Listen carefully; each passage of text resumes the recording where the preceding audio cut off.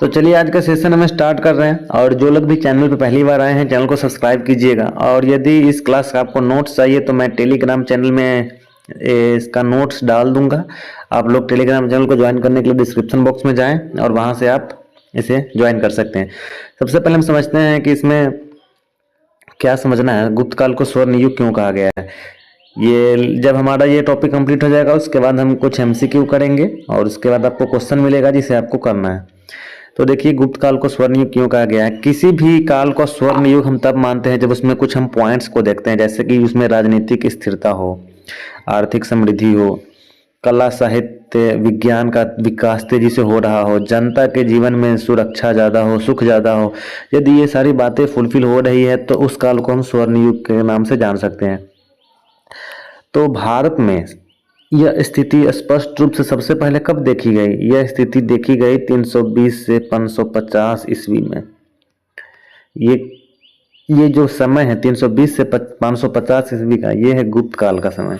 और इसी समय को हम स्वर्ण युग कहते हैं। और इसे स्वर्ण युग क्यों कहते हैं, क्योंकि इस समय राजनीतिक स्थिरता थी, आर्थिक समृद्धि थी, कला साहित्य व विज्ञान का विकास हो रहा था और शिक्षा का भी क्या हो रहा था, लगातार विस्तार हो रहा था। साथ ही साथ जनता के सुख सुरक्षा सभी का काफी उन्नत थी, इसलिए हम इस काल को स्वर्ण युग कहते हैं। इसके कुछ और पॉइंट्स हैं जिससे हम आगे समझते हैं। गुप्त काल को भारत का, अगर हम गुप्त काल से पिछले वाले काल की तुलना करें तो गुप्त काल से पहले कौन सा काल था, मौर्य काल था। अब मैं आपको बताता हूँ, इधर मौर्य मैं लिख देता हूँ और इधर मैं गुप्त लिख देता हूँ। देखिए, मौर्य काल में क्या था ना कि शासन व्यवस्था जो थी अत्यधिक केंद्रीकृत थी। केंद्रीकृत थी कहने का मतलब है एक राजा होता था और वही सब चीज को नियंत्रण करता था। यहाँ गुप्त काल में क्या था, संतुलित। यहाँ पे भी केंद्रीकरण भी कर सकते हैं हम। यहाँ पे सत्ता अलग अलग लोगों में बांट दी गई थी और सब अपने अपने हिसाब से क्या करते थे, काम करते थे। उसके बाद देखिए, मौर्य काल में न शासन, मौर्य काल का जो समय था इस समय कर व्यवस्था काफी ज्यादा था, लेकिन गुप्त काल में हल्का कर था, जन अनुकूलन कर था। आपको कई बार क्वेश्चन में पूछा जा सकता है कि कर व्यवस्था कैसी थी गुप्त काल में, तो आप वहां पे लिखिएगा जन अनुकूलन कर व्यवस्था थी। शिक्षा गुप्त काल मौर्य काल में सीमित थी, लेकिन गुप्त काल में शिक्षा का स्तर व्यापक होने लगा। विश्वविद्यालय स्तर पर शिक्षा शुरू हो गई थी। जैसे कि उसके बाद हम देखिए, अगला पॉइंट है कि राजनीतिक, अगर हम कहते हैं कि राजनीतिक व्यवस्था बहुत बढ़िया थी गुप्त काल में, तो कैसे थी।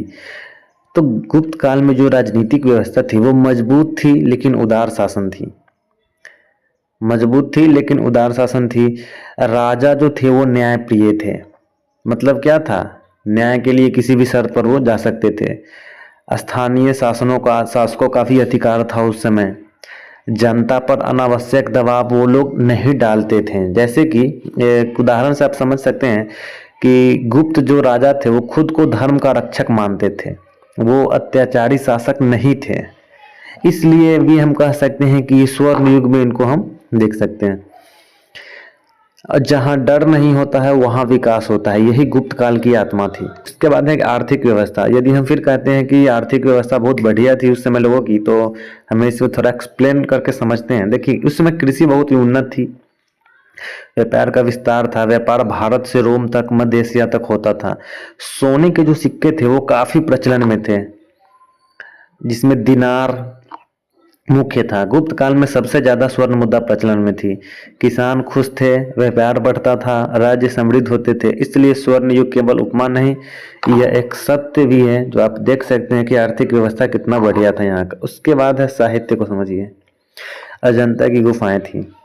संस्कृत साहित्य का उत्कर्ष हो रहा था। शून्य व दशमलव प्रणाली शुरू हो गई थी। उस समय नालंदा तक्षशिला जैसे विद्यालय प्रचलन में आ गए थे। गुप्त काल को स्वर्णयुग इसलिए कहा जाता है क्योंकि इस काल में भारत ने राजनीतिक स्थिरता, आर्थिक समृद्धि, साहित्यिक उत्कृष्टता सभी क्षेत्रों में एक साथ उच्चतम स्तर प्राप्त किया। तो आशा है कि आप इससे बढ़िया से समझ पाए होंगे। अब कुछ एमसीक्यू है जिसे आप सॉल्व करिए। पहला पूछा गया है कि गुप्त काल को स्वर्ण युग क्यों कहा जाता है। विशाल साम्राज्य के कारण, धार्मिक युद्धों के कारण, समग्र सांस्कृतिक विकास के कारण या विदेशी शासन के कारण। तो इसका राइट आंसर क्या होगा आप लोग कमेंट करिए। दूसरा है गुप्त काल की आर्थिक समृद्धि का प्रमाण क्या है? तांबे के सिक्के, स्वर्ण मुद्रा, भारी कर की प्रणाली, युद्ध लूट। चलिए आप लोग इसका आंसर दीजिए। थर्ड क्वेश्चन है, गुप्त काल की कला की प्रमुख विशेषताएं क्या थी? कठोर थी, राजकीय प्रचार था, भाव और सौंदर्य था, या सैन्य विशेष था? ये सभी हम अभी बट कराए हैं, आप लोग इसका आंसर कीजिए। चौथा क्वेश्चन है, गुप्त काल में शिक्षा का प्रमुख केंद्र कौन था? पाटलिपुत्र था, उज्जैन था, नालंदा था, या मथुरा था? मैंने आपको अभी बताया है विश्वविद्यालय में कौन सा विश्वविद्यालय था, तो इसका यदि आप ध्यान दिए होंगे तो राइट आंसर टिक कर सकते हैं। चलिए एक दो क्वेश्चन है जिसे आप घर पे ट्राई करिएगा बनाने का, है कि गुप्त काल को भारत का स्वर्ण युग क्यों कहा जाता है।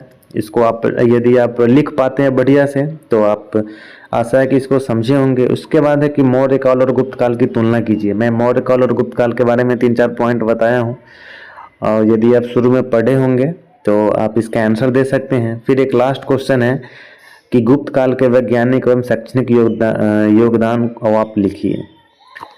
तो ये तो मैं उतना भी बताया नहीं हूँ, लेकिन फिर भी यदि आप लिख सकते हैं तो लिखने का ट्राई कीजिएगा, और सारा आंसर आप मुझे मेरे टेलीग्राम चैनल पर भेज सकते हैं। तो चलिए मिलते हैं फिर नेक्स्ट वीडियो में।